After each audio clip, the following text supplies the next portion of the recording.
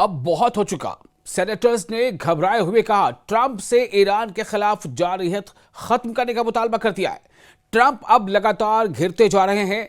Trump के खिलाफ खुद अमेरिका में जो सेनेटर्स हैं वो लगातार अब दबाव बना रहे हैं कि ट्रंप को इस जंग से बाहर निकलना चाहिए।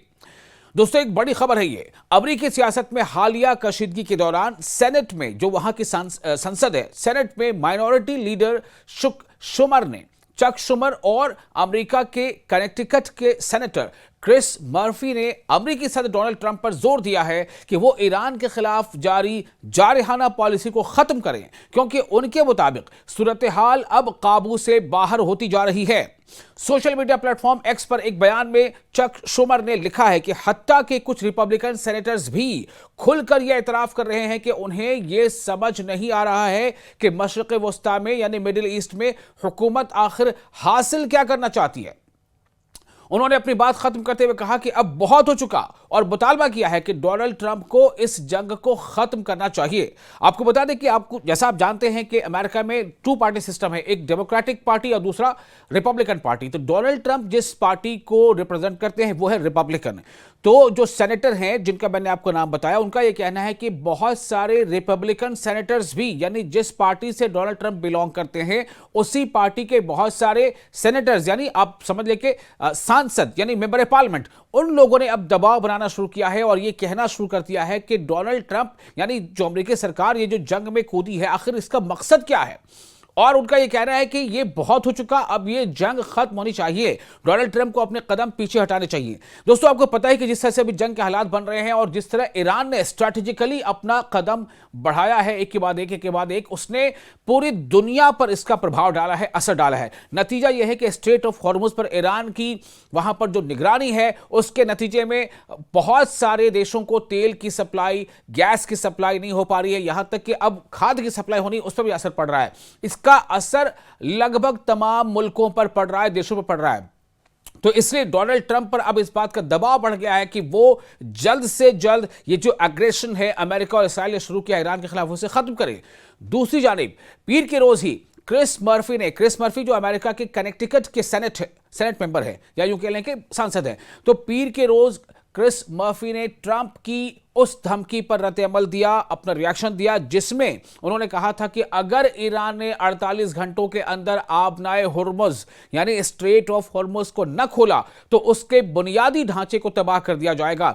डोनाल्ड ट्रंप के इस बयान पर मर्फी ने अपना रिएक्शन दिया है। यह सेनेटर है अमेरिका के कनेक्टिकट के। मर्फी ने कहा है कि उन्होंने इस जंग पर कंट्रोल खो दिया है और वो घबराहट का शिकार है।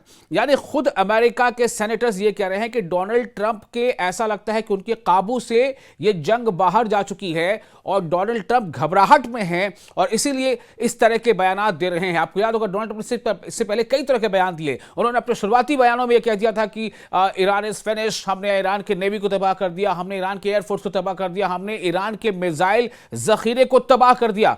लेकिन आप देखिए जंग यहां तक खींच आई है और लगातार ईरान जो है वो अमेरिका और इजरायली हदफ को निशाना बना रहा है, टारगेट्स को निशाना बना रहा है। इस्राएल में तो ईरान ने इस कदर हमले किए हैं कि इस्राएल के बहुत सारे शहर, उसमें तेल अवीव का भी नाम शामिल है, बिल्कुल अब ऐसा लगता है कि वो खंडर नुमा है। यानी उन शहरों को देखो तो लगता है कि ये इस्राएल के शहर है या गजा के, पता नहीं चल पाता।